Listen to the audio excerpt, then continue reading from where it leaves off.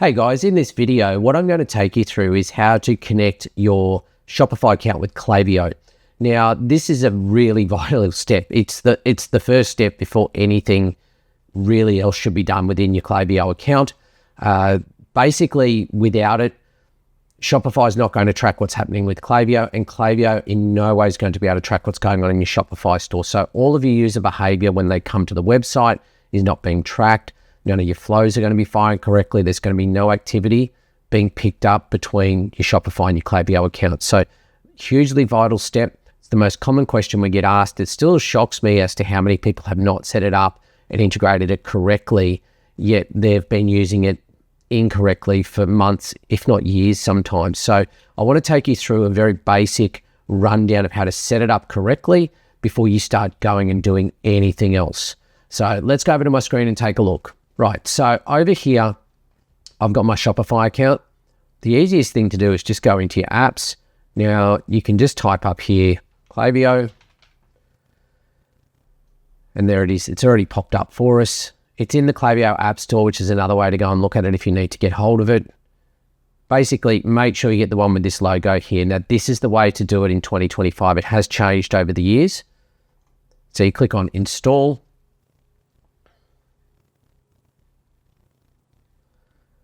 So you can read through this. It basically tells you what they're going to get access to. Now, very standard stuff. It is only data that's already held on your Shopify store.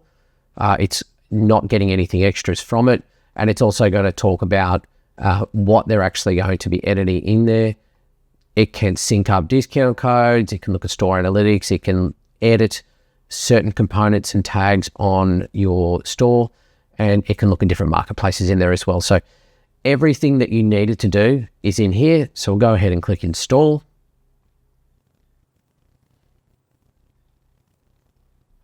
So we're going to confirm a new integration. And we're going to it's our brand, Elite Brands. And that is our Klaviyo account. If you don't have a Klaviyo account already, I'll show you how to actually start one. This has brought me over to my Klaviyo account. It's brought across my store URL.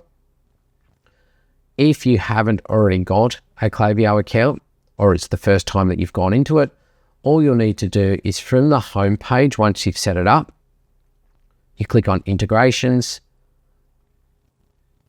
And from here, you'll click Explore Apps.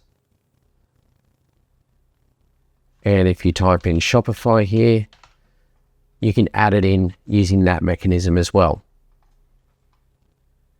Given that it's automatically connected us to our Klaviyo account because we're already logged in, what we need to do now is allow the app to embed onto the website so that we can make sure that everything's coming through. So we want to update and sync everything that we can. We can change the list that it syncs to when someone comes through and purchases. We can add it to whatever list that we want there. Just go by default newsletter to start with. SMS, you can just put it to SMS list. Again, you can go through and change all of that. You can see here we've got no recent activity. If your Shopify store has been around for a little while and you want to go and add it in, get Klaviyo to capture all the data, you can re-import it all once it's been integrated. To Shopify, we're going to sync in all of our profiles, email status subscription, SMS status subscription. I like to just sync in as much data as we can either way so that the data is rich on both platforms for us. So we need to update the integration, which is great. Then what we also need to do is this is active on site and viewed products. So this is not when people are adding to cart or proceeding to checkout or making a purchase. There is a way for us to be able to track them when they're just what we call window shopping or browsing. So what you want to do is you want to click turn on here. Now this has changed over the last couple of years. It used to be that we need to install a bit of code, which was a little bit frustrating from time to time because it didn't always work correctly. Klaviyo's gone and changed it all so that it is a lot cleaner for us. What you want to do is we're in the back end now of the Shopify theme. Want to make sure you're on your current theme and that it's the live theme. You might have other themes that are in draft there. And in here, you just want to toggle this to on. When it's toggled to on, we'll just click save. And those changes have now been saved. If we come back here and we refresh this, you can see that it's now been enabled in our store. We're tracking view products on the site. We're tracking behavioral events. We've selected as much as we can through here, all the profiles, every bit of information we're going to pass back through as well. This is your settings at the simplest level, the bare minimum to be able to get you to integrate Klaviyo with Shopify. If you don't go through this step, you're going to be operating with dirty data or data that's not complete, which goes against, everything that you're trying to achieve. If you're trying to build on broken data or incorrect or incomplete data, then the results you're going to get are far from optimal. They're going to be incomplete. It's going to mirror the quality of the data going in is the results coming out the other end. So if you have any questions, just make sure that you drop a comment below.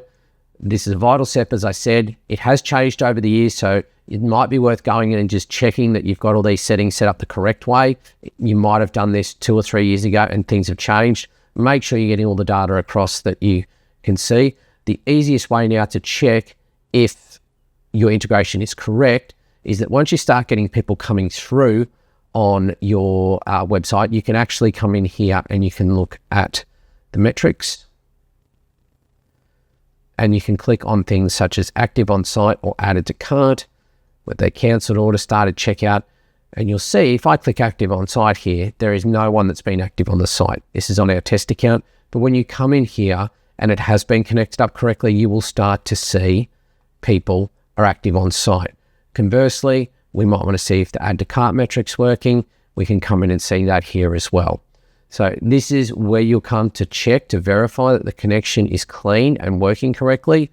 The easiest way is to just come in and just work through the user behavior. We go from active on site to adding to cart to checkout started to purchased or ordered product. And that just shows us everything that's in there. And it is just such a simple way to get started, but it is vital that you get this step done at the very beginning so that, as I said, you're starting off on the right foot. And I'll talk to you all in the next video.